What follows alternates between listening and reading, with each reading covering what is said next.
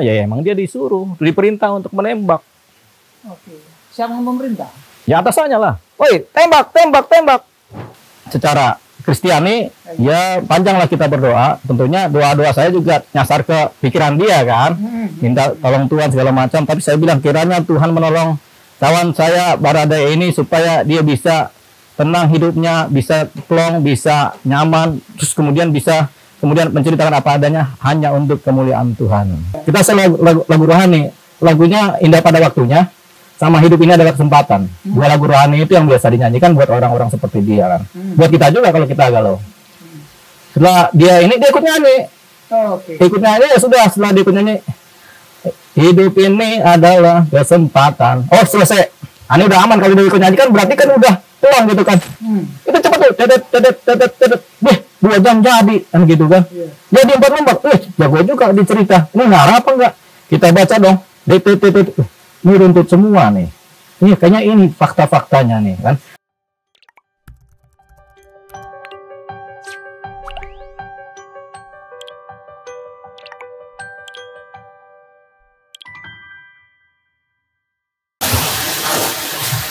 Selamat siang, Tribuners. Assalamualaikum warahmatullahi wabarakatuh. Salam sejahtera untuk kita sekalian. Salam, Om Swastiastu, Namo Buddhaya, salam kebajikan. Bersama saya, Domo Barita, Wakil Direktur Pemberitaan Tribun Network dan Pemimpin Redaksi Warta Kota.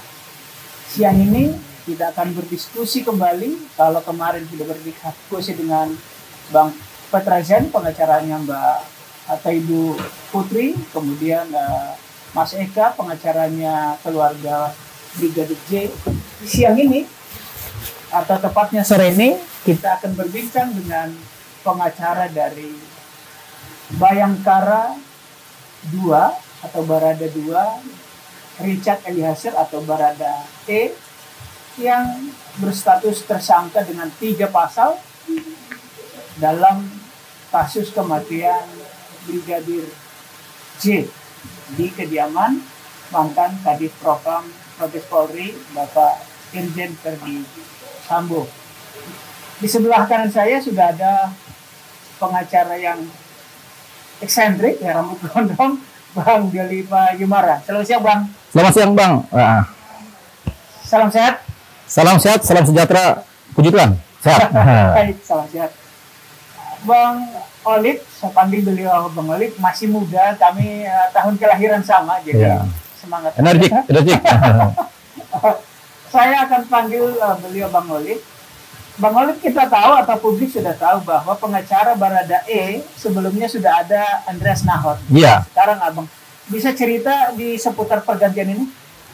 Ya, jadi seputar pergantian ya. Jadi pada hari Sabtu kita ditelepon dari Mabes Polri, dari Bareskrim untuk segera merapat ke Bareskrim, ke ruang sidik lantai 4 Bareskrim, karena ada yang darurat, ada yang penting darurat dan untuk kepentingan negara. Ya namanya kita pengacara merah putih, pengacara merah putih itu pengacara yang benderanya merah putih.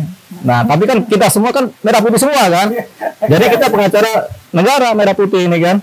Nah kita datang, dipanggil ya kita datang. Biasanya juga begitu, kalau dipanggil ya kita datang oleh kawan-kawan penyidik. Kalau ada yang darurat kebutuhan pengacara, ya kami datang dipanggil. Itu namanya tugas negara bagi kami. Di wilayah pengacara ada pekerjaan swasta, ada kita mendampingi swasta sebagai hukum pribadi. Tapi ada juga kita bertanggung jawab dan mendampingi negara kalau negara butuh begitu. Karena itu adalah ya memang kewajiban kita, dan itu memang diatur dalam undang-undang profesi advokat juga. Nah, ketika kita dipanggil kemari ke Bareskrim, nah kita sampai ke sana dijelaskan semuanya bahwasanya pengacara dari Barada E mengundurkan diri. Penyebabnya apa? Nggak tahu. Tapi yang paling penting segera bertemu dengan Barada E untuk siapa tahu mau menjadi kita menjadi kuasa hukumnya dia, atau dia mau memakai kita menjadi kuasa hukum. Ini yang dimaksud negara menyediakan pengacara kepada tersangka, karena ini kan tersangka pembunuhan, otomatis perlu kuasa hukum supaya penyidikan berjalan formil, tidak ada cacat formil. Itu kepentingannya yang paling utama. Oke. Kita kemudian bertemu dengan Barada E, kita bicara banyak apa kepentingannya. Dia mau menggunakan kami sebagai kuasa hukum, yaitu saya Doli Payumara dan tim, yaitu Pak Muhammad Burhanuddin. Kita semua berdua aja karena kita pikir ya ini perkara lumayan berisiko, ya 2 orang yang sudah senior aja lah gitu. Oke, jadi kita kemudian membuat kuasa dari Baradae ke kita. Nah, ini adalah surat kuasanya. Surat kuasa ini dari Richard memberikan kuasa ke kami selaku kuasa hukum, yaitu Dewi Payumara dan Burhanuddin. Ya. Oke, di sini tertulis yang surat kuasa yang bertanda tangan di bawah ini nama Richard Eliezer Pudihang Lumiu. Ya. Kan ada nomor KTP, tanggal lahir di Manado 14 Mei 98, agama Kristen Protestan, kewarganegaraan, pekerjaan Polri, alamat Jasrama Brimob Cikeas. Ya. Kampung Kadu Kubur, Cikeas Udik, Kabupaten Bogor, Jawa Barat. Ya, oke. Dan beliau, Mbak Richard ini memberikan kuasa kepada saya, Dewi Payumara, sarjana hukum, sarjana psikologi, dan Muhammad Burhanuddin, sarjana hukum dan magister hukum. Bang Olive tadi menyebut bahwa keberadaan Bang Olive dengan Baradae adalah karena dipanggil Bareskrim. Ya. Berarti abang dalam hal ini karena di luar ditanya, Baradae kan gajinya kecil, nggak mungkin bayar pengacara. Berarti abang dari Bareskrim ya? Iyalah, kita juga nggak mungkin minta pembayaran dari Baradae kan. Tentunya kita ini kan ada yang namanya pekerjaan membela negara. Nah, kewiraan kan ada. Kita bela negara gimana? Karena kita kapasitas sebagai pengacara, ya kita bela negara kita sebagai pengacara kan gitu kan. Bekerja untuk kepentingan negara. Nah, itulah yang menjadi dasar landasan kita kemudian menerima perintah dari penyidik dari Bareskrim untuk bisa diminta untuk mendampingi Baradae. Baik. Bang Olive tadi menyebut sudah bertemu dengan Baradae. Sudah. Pertama-tama apa yang abang lakukan pendekatan? Biasanya kan orang begini dia dituntut dituduhkan 3 pasal, agak berat kan. Ya. Pendekatan apa yang abang lakukan sehingga bisa berbicara? Jadi sekitar jam 2 kita harus menunggu Baradae kan masih tidur, kecapean dia di ruang sebelah. Jadi setelah dia bangun segar, saya masuk. Jam 2 siang. Oke. Kan dia pemeriksaan muter lama itu sampai nggak selesai itu kan, sampai dia juga pusing kan, nggak tidur. Nah, ketika jam 2 dia bangun, kita temui dia di satu ruangan khusus. Di ruangan itu ya kita ngobrol, tapi ya memang dia masih pucat, masih galau, masih tertekan, masih cemas. Bahkan ke kita dia masih mikir, Bang, kalau saya jawab ini bagaimana? Kalau saya jawab begini, hukuman saya bagaimana? Loh, kok Anda bisa beda-beda ini ceritanya? Kan gitu kan. Ya saya masih mikir, Bang, dia cuma bicara simpul-simpul kecil nih. Kalau dia melakukan bagaimana, kalau nggak melakukan bagaimana kan begitu kan? Atau dia ini. Oke. Ini deh, Anda agamanya apa? Oh, dari Manado. Oh, udah. Ngana dari Manado. Kita kan lama di Bitung. Kita pakai bahasa Manado. Iya. Kita bahasa Manado sama dia, kita gali dia punya pengalaman hidupnya di Manado, kita dapat. Oke, dia mulai tenang. Tapi kemudian kita kalau mulai wawancara, ya kita harus berdoa dulu. Karena ini Kristen, kita kebetulan Kristen juga. Ya sudahlah. Ini sekarang kita pengacara nih, Baradae, Richard. Tapi sekarang kita mau jadi pendeta dulu lah. Kita berhenti dari pengacara. Hari ini kita jadi pendeta siang ini. Akhirnya mari kita berdoa. Richard, kau yang berdoa bukan kita. Bang, saya nggak bisa berdoa, Bang. Saya bingung, Bang. Oke, kalau gitu saya berdoa. Saya pendeta ya, pendeta ingat, aneh pendeta ya. Jadi kita berdoa secara Kristiani, ya panjanglah kita berdoa. Tentunya doa-doa saya juga nyasar ke pikiran dia kan. Minta tolong Tuhan segala macam. Tapi saya bilang kiranya Tuhan menolong kawan saya Baradae ini supaya dia bisa tenang hidupnya, bisa plong, bisa nyaman, terus kemudian bisa menceritakan apa adanya hanya untuk kemuliaan Tuhan. Di sini masuk bukan hanya pendeta tapi psikolog ya? Ya kan saya psikolog juga. Lulusan dari UI nih gini-gini, jelek-jelek ini lulusan dari kampus Universitas Indonesia ya. Hukum juga Universitas Indonesia. Hukum dari UI. Psikolog juga. Dia dari UI. Kita ada kawan saya S2 UI, lanjut. Ya, nah baru kita masuk. Ya, tapi dia masih udah tenang dia. Setelah berdoa dia tenang, dia lemes gitu. Kelihatannya dalam hati kita, setannya kabur nih kayaknya. Apa malaikat turun belum tahu juga. Belum yakin kita kalau ada malaikat turun ke dia kan. Kita lagu rohani. Lagunya Indah Pada Waktunya sama Hidup Ini Adalah Kesempatan. 2 lagu rohani itu yang biasa dinyanyikan buat orang-orang seperti dia kan. Buat kita juga kalau kita galau. Setelah dia ikut nyanyi. Ikut nyanyi ya sudah, setelah dia ikut nyanyi, hidup ini adalah kesempatan. Oh, selesai. Ini udah aman kalau dia ikut nyanyi kan, berarti kan udah pulang gitu kan. Udah. Bang Richard, sekarang aneh sudah jadi pendeta, sekarang aneh mau jadi pengacara lagi. Kan tapi aneh jadi psikolog dulu deh. Persoalan hidup lu apa sih? Kan gitu. Bang, pacar saya bang, si Willy. Nah, saya ingat pacar. Dia bilang mau telepon. Mana nomornya? Adakah anggota BRIMOB? Kasih nomornya. Ya, telepon dulu. Ngobrol dulu sama si Willy. Ini pacarnya nih. Lama dia ngobrol-ngobrol sama nangis-nangisan kan, udah selesai dah. Ini sentuhan kepribadian kan. Lama dia nggak bisa komunikasi sama pacarnya, itu kan sakit hati kan. Namanya kalau orang Manado, Maitua. Kita pergi Maitua, dia di mana dia pulang ke Manado kan. Kita tinggal di sini kan. Tangis-tangisan oke. Kita bicara juga sama si DP Maitua kan, DP pacar kan. Udah, kita udah bicara oke. Nah sekarang kita masuk ke sesi psikologis. Sorry, pacarnya di mana tinggal? Tadinya di Jakarta, dia pulang ke Manado. Gara-gara beginian. Pacarnya nggak punya pegangan. Kita juga kalau punya pacar nggak punya pegangan, kabur pacar kita kan. Oke. Ya oke, setelah itu detail ya, yang saya alamin. Oke, setelah itu ya sudah. Kalau gitu gini, kan kau sudah damai, sudah plong. Saya pikir-pikir nih pakai ilmu jiwa dulu nih, kayaknya roh Tuhan sudah masuk nih, malaikat sudah masuk ke jiwanya. Saya tanya pergi nih kan gitu kan. Ya oke, kalau gitu mau cerita apa adanya? Mau bang, cerita banyak kertas oke. Dia udah sempat tulis tapi salah semua tuh kan, berapa kali dia tulis salah semua. Oke, saya kasih 4 lembar kertas, tulislah. Bebas, suka-suka. Kau Richard tulislah nganape pikiran apa adanya ngana tulislah di tulisan itu, nganape pengalaman batin, nganape pengalaman yang terjadi apa yang tertekan-tekan hilangkan, pokoknya apa yang ngana lihat kan gitu kan, apa yang ngana lihat ya bang, kita juga mau tulis itu kan. Oke, kasih pulpen, saya tinggal dong, namanya kita juga nggak boleh ngotorin, ya sudah saya setelkan lagu rohani lagi, saya tinggal. Itu cepat tuh, tetet, 2 jam jadi kan gitu kan. Jadi 4 lembar, jago juga dicerita, ini ngarah apa enggak? Kita baca dong, ini runtut semua nih. Ini kayaknya ini fakta-faktanya nih kan. Dari tanggal 2 Juli, 3 Juli, 4 Juli, 5 Juli, 6 Juli, ini kan ada saya akhirnya menyingkat-nyingkat apa yang diceritakan juga. Tulisan saya sih jelek ya, tapi cukup lah, bagus lah. Ini contoh-contoh di mana jam 12 malam, tanggal pernikahan di Magelang, ada tulisannya. Kemudian, ya ini tulisan-tulisan saya juga nih. Saya kan tadinya menuliskan buat dia ini kan tadinya kan. Nah, maksudnya di Magelang pernikahan? Hari acara pernikahan lah. Acara apa? Ulang tahun pernikahan.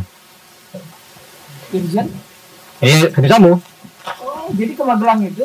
Iya, dalam rangka macam-macam. Termasuk ini kan 2 Juli dengan siapa-siapa. Kemudian kan sampai dengan siapa-siapa, ya kan? Sampai ini siapa-siapa kan, 3 Juli, 4 Juli, 5 Juli, 6 Juli, 7 Juli, 8 Juli dia baru cerita juga. Tapi kan kita biarkan aja dia bicara. Setelah kita akhirnya kita bilang, kau tulislah semuanya. Setelah itu dia tulis panjang. 2 jam jadi kita baca sudah. Ini rasanya ini sudah benar nih dia apa yang diomongkan nih. Oke, kita koordinasi dengan Bareskrim, dengan penyidik. Oke bang, ini udah siap semua nih kan, kelihatannya jiwanya udah masuk ini. Udah masuk kembali nih roh Tuhan ini kan. Bareskrim mendata ini ulang dengan BAP sebelumnya. Wah, ini masuk nih. Sudah dimecikan dengan bukti-bukti dan saksi-saksi yang lain, ini lebih pas ini. Nah gitu. Oke, kalau gitu kita BAP si Baradae. Memang di BAP keluar semua. Nggak tahu itu Tuhan bekerja di pikiran dia sehingga semua data itu begitu jelas disampaikan. Ketika data itu begitu jelas disampaikan dalam BAP itu pro justisia. Tapi 4 surat ini adalah surat-surat yang dia buat tulisan tangan. Itu dicap jempol dia. 4 surat ini tulisan tangan dia di tanda tangan. Saya minta kiri kanan atas bawah tanda tangan, cap 2 setiap sebentar. Ini jarum. Itu kemudian diolah menjadi bagian dari penyidikan. Oh, itu bisa menjadi bagian dari penyidikan. Iya kan itu barang bukti?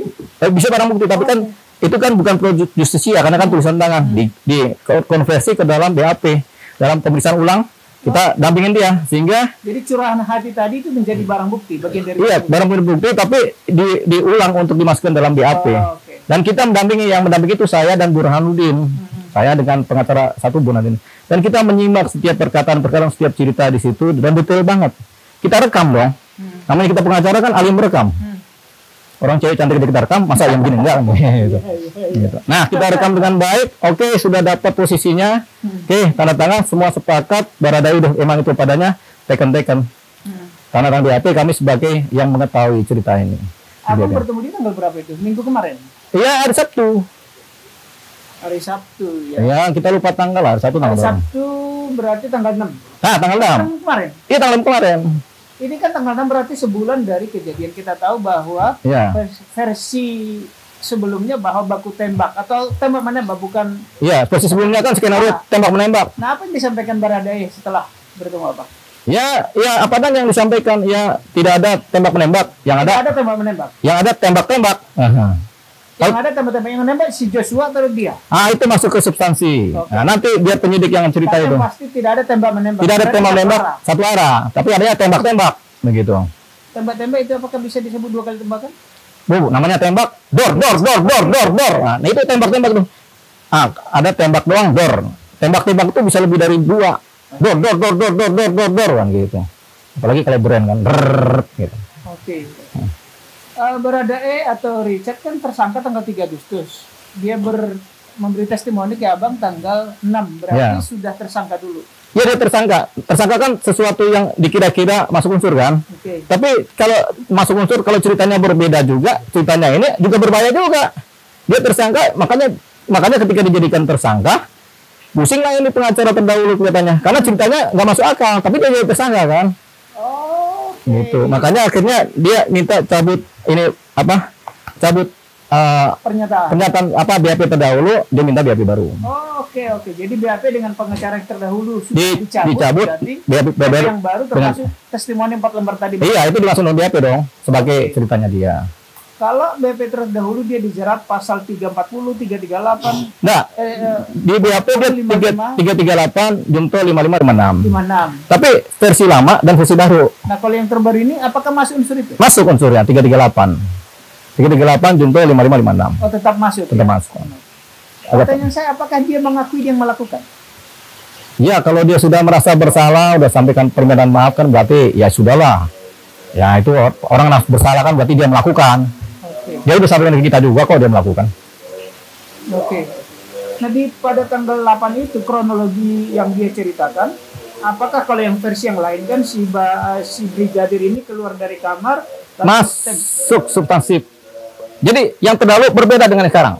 pokoknya itu tidak Pokoknya itu berbeda dengan sekarang. Sekarang ini berbeda. Sekarang ini yang terbaru nih yang jadi fakta. masuk. Oh, jadi ini udah di substansi Ya, ya. Tapi substansi. bahwa yang sebelumnya disebut itu tidak seperti itu. Tidak seperti itu, Begini, ngakunya ceweknya cantik, ternyata pas kita lihat menonton ternyata jelek, yang gitu kan. Ya kira-kira begitulah.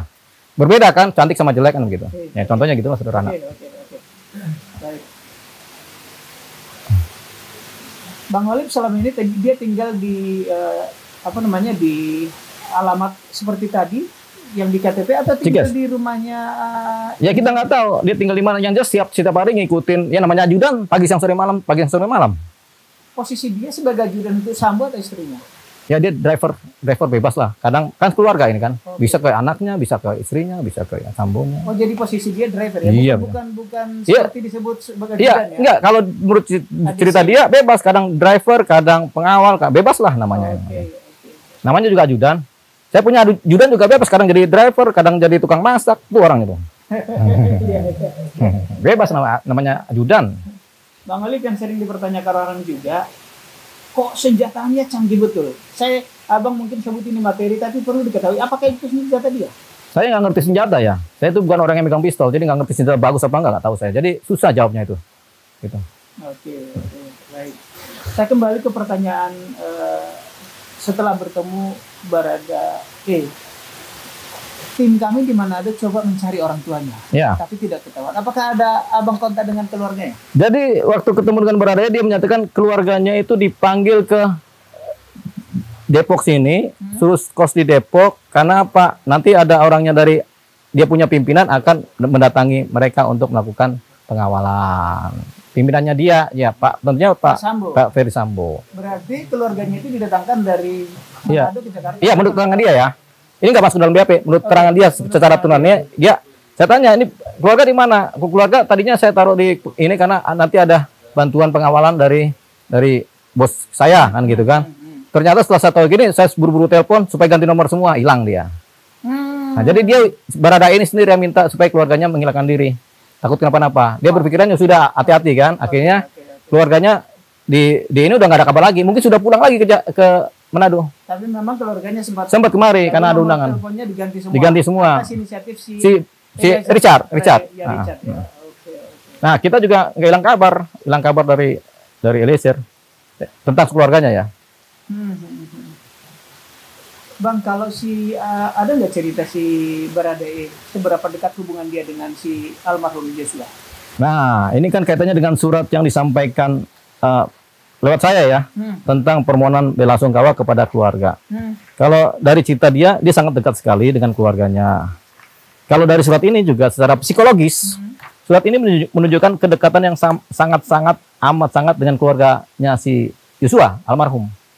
Si Richard ini dekat juga dengan keluarganya Joshua. Dia keluar karena dia hanya dengan Joshua saja. bukan Joshua tapi dengan adiknya namanya Reza, dengan bapaknya polisi juga. Polisian juga. Jadi dekat mereka ini sering namanya sudah jadi keluarga kan? Ya dekat. Jadi secara pribadi si Richard dengan si Joshua dekat. Iya, saya sama bini saya dekat keluarga. Kadang-kadang jauh kalau kita ngumpet. Iya. Apalagi? Oke.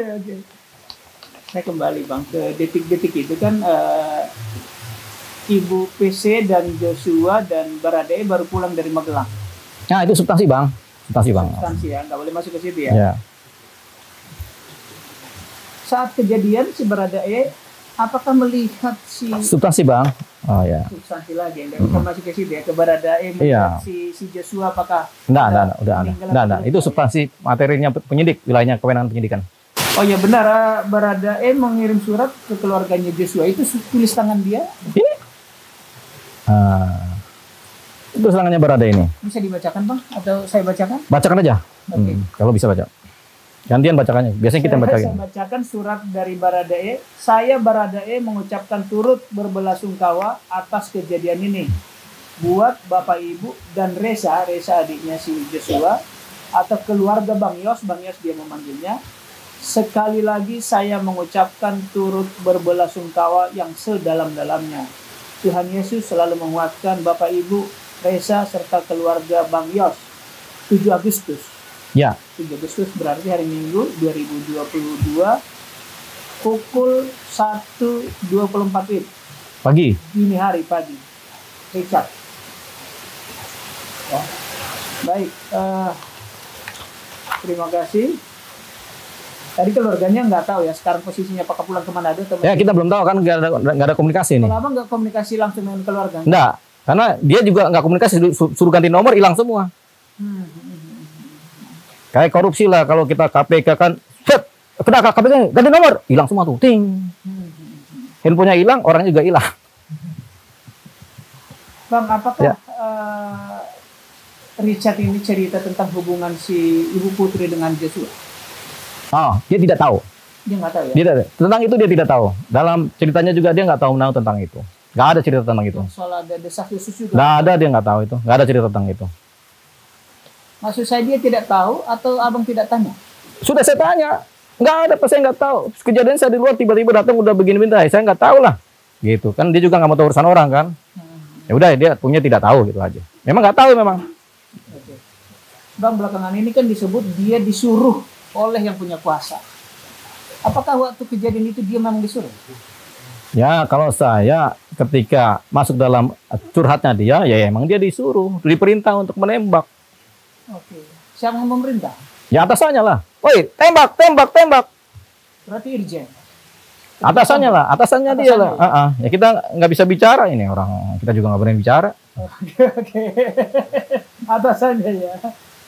Bang Alim sekarang Baradae dilindungi. LPSK ini kan cepat berubah ya. Tadinya dia sebagai tersangka. Tersangka, sekarang jadi lagi diupayakan dilindungi. Kan hari ini kan LPSK tanggal berapa ini? Ini tanggal 9. Nah, tanggal 9 tadi pagi iya kah? 9 kah? 10. 9 kan? Tanggal 9 LPSK hari ini mendatangi Barreskrim. Koordinasi supaya nanti ada keputusan cepat tentang dia mendapatkan perlindungan LPSK dan dia sebagai justice collaborator. Ini lagi dianalisa.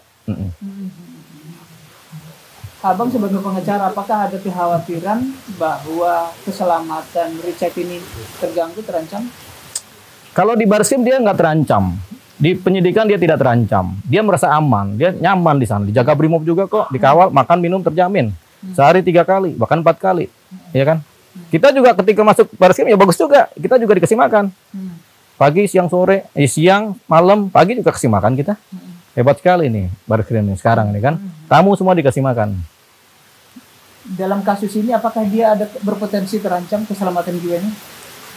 Kalau dalam kasus ini proses sampai persidangan punya potensi terancam karena kalau dia misalnya tidak di bawah lindungan baris krim, bisa jadi kan ya kita nggak tahu lah terancamnya itu kan, makanya memang pengawalan dia di baris krim sangat ketat sekali sehingga susah orang luar bisa tembus.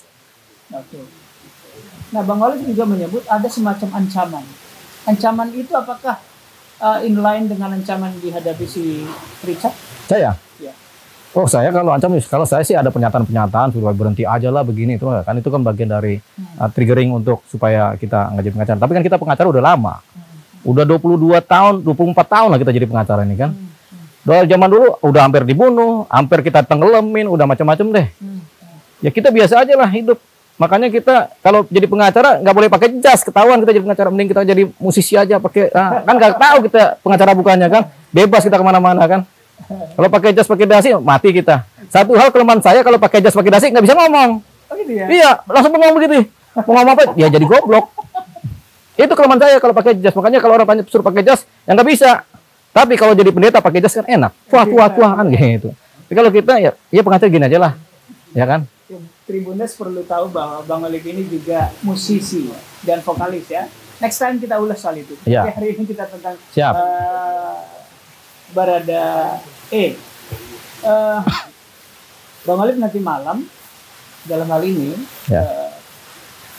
pemerintah juga tampaknya mendorong supaya kasus ini clear. Nanti malam atau sore ini katanya akan ada tersangka baru yang akan diumumkan berdasarkan info dari Pak Menko Polhukam. Apa harapan Bang Olive atau harapan dari Barada E?